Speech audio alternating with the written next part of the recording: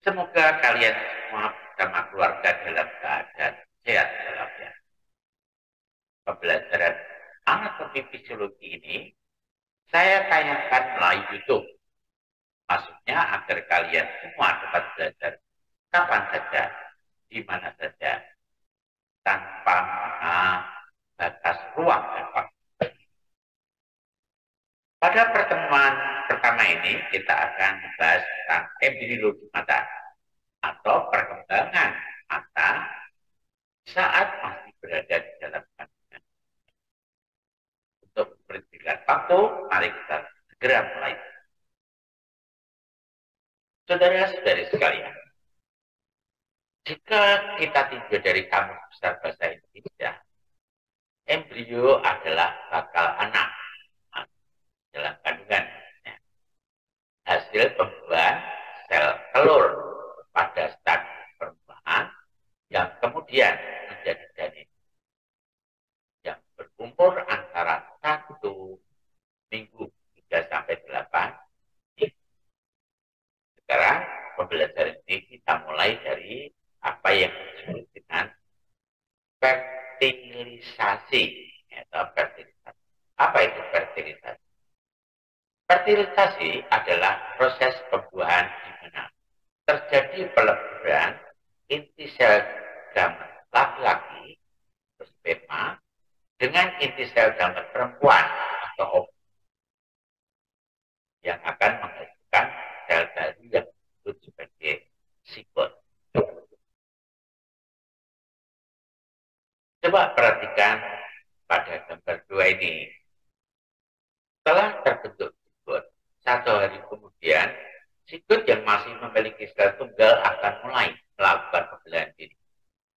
Pembelahan diri ini disebut dengan pembelahan mitosis dan akan membentuk banyak sel baru yang dinamakan sebagai morula. Jadi mula-mula stadiumnya 2 sel, kemudian 4, kemudian 8 dan seterusnya. Pada hari ketiga ia membentuk banyak sel yang disebut sebagai morula. Setelah melalui fase morula, perkembangan berikutnya tiba pada fase blastula.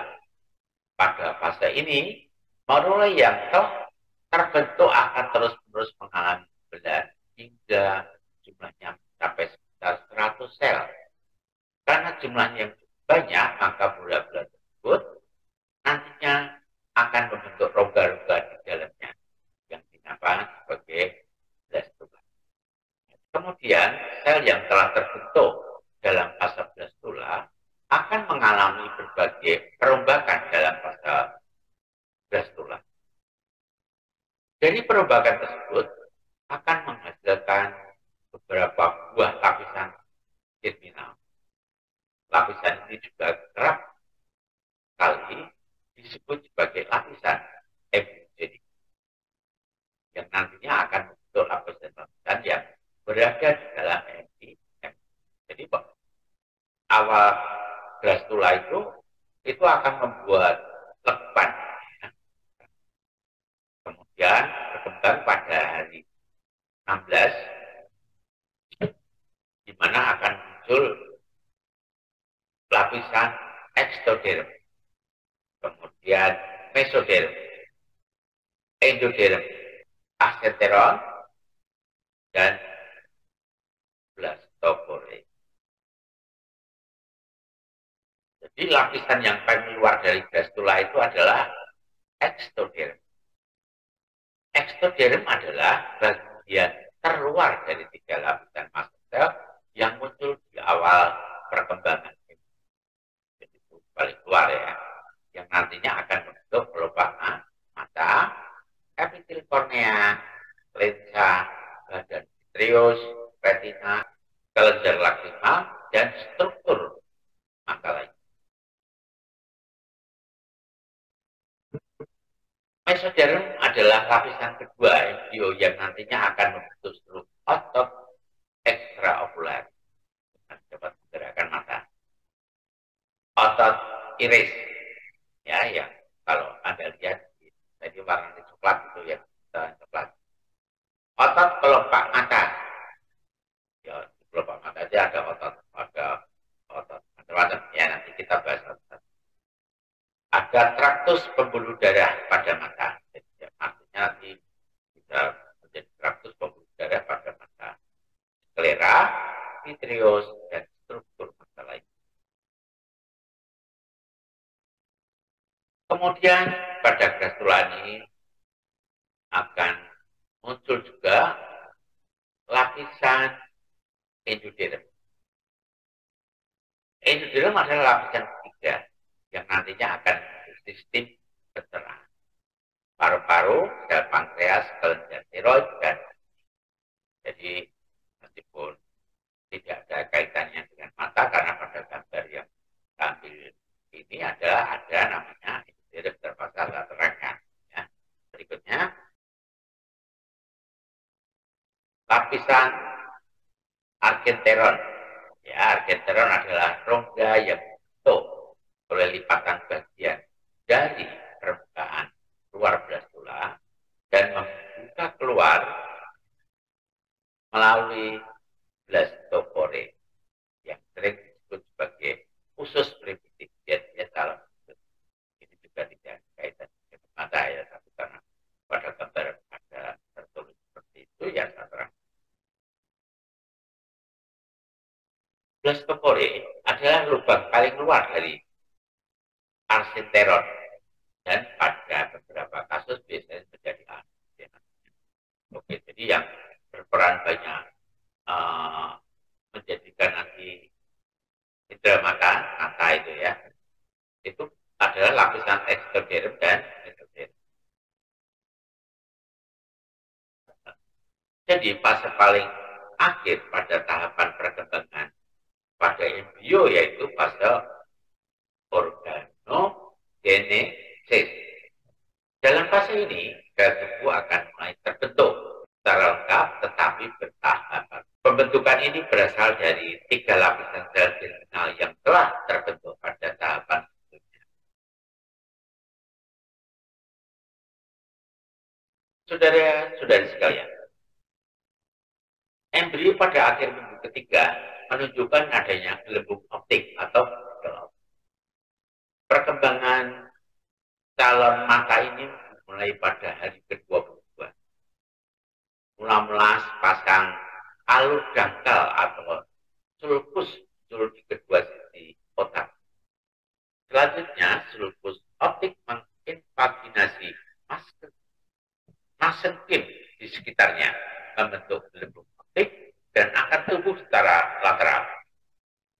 Bagian terdekatnya mengembang membentuk gelembung optik, bagian terjauhnya yang terhubung ke otak depan menyempit membentuk tangga. Dan perhatikan gambar 6. Jadi yang A itu adalah tadi lanjutan yang gambar 5 ya.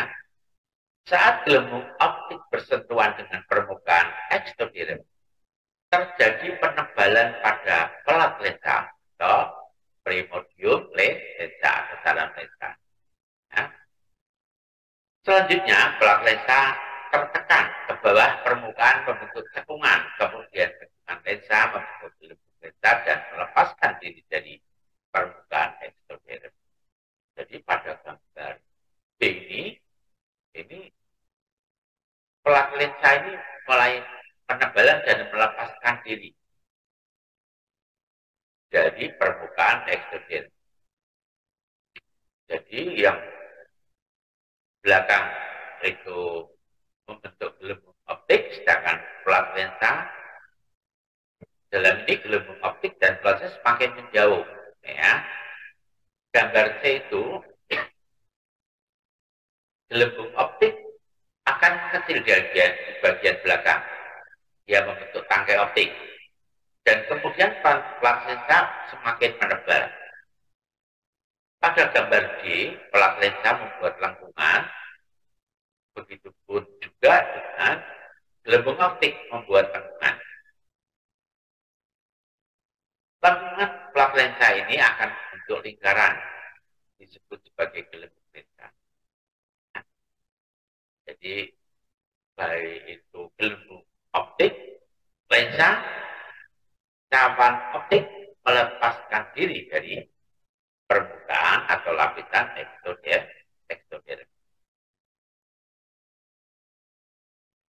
Coba perhatikan gambar 7 perkembangan lensa. Ya. Pada hari ketiga, sel-sel di belakang lensa mulai tumbuh dan serat lensa primer bergerak memanjang berorientasi anterior posterior, artinya depan belakang. Pemanjangan serat-serat lensa ini mengubah gelembung lensa menjadi badan lensa bulat dan melenyapkan rongga yang ada pada lensa. Jadi serat-serat lensa ini sifatnya transparan dan avaskuler, artinya ya tembus cahaya dan tidak ada. Saudara-saudara sekalian, sekarang perhatikan gambar 8A, yaitu pertumbuhan bola mata minggu kelima. Pada minggu kelima ini terjadi pertumbuhan pigmen epitel retina, pertumbuhan lapisan saraf retina, ruang intraretina, lensa kristalin, dan bercak putih itu menunjukkan calon kamera apoli anterior atau orang tingkat CO, dan juga arteri hialoid. Ya. Namun demikian calon bola mata ini masih tertanam dalam lapisan mesoderm dan tertutup oleh ekstoderm permukaan. Jadi matanya masih ada dalam lapisan mesoderm. Sekarang perhatikan gambar 8B. Pertumbuhan bola mata pada minggu ke-6, pada minggu ke-6 ini terjadi pertumbuhan sklera, kelopak mata atau palpebra, kornea, selaput pupil atau galang iris, kamera okuli anterior semakin melebar. Jadi depannya makin melebar. Namun kamera okuli posterior belum terbentuk dan arteri hialoid masih mensuplai nutrisi ke lensa. Jadi pertumbuhan lensa kristal itu masih disuplai oleh arteri hialoid. Ya. Sekarang perhatikan gambar 8C, yaitu pertumbuhan bola mata pada minggu ke-20. Jadi pada minggu ke-20 ini terjadi pertumbuhan corpus vitreum tonica vasculosa lentis, corpus ciliare camera oculi anterior semakin melebar. Palpebra masih tertutup pula dengan sakus konjungtiva, dan pertumbuhan lainnya adalah munculnya anyaman pembuluh darah koroid. Ya, jadi koroid keluarga itu pembuluh darah anyaman. Oke, sekarang perhatikan gambar 8D. Ya. Pada 8D adalah gambaran bola mata saat nematus atau pada saat adalah baik. Hal penting yang terjadi adalah pertama, arteria hialoid yang tadinya mensuplai nutrisi pada lensa saat pertumbuhan hilang dari korpus dan menyisakan kanal hialoid. Hal yang penting kedua, kelopak mata atau palpebra sudah bisa membuka, iris dan sonasi sudah nampak terbentuk. Ya. Iris dan kelopak mata atau palpebra sudah bisa membuka, iris dan sonasi sudah terbentuk. Saudara-saudara sekalian, itu tadi adalah gambaran umum singkat tentang awal mula terjadinya bola mata di dalam hati. Silakan disimak, dipelajari, dan tidak perlu didiskusikan dengan temannya atau dengan saya melalui Zoom-nya. Demikian yang dapat saya sampaikan. Jangan lupa mengisi presentasi dan sampai jumpa lagi.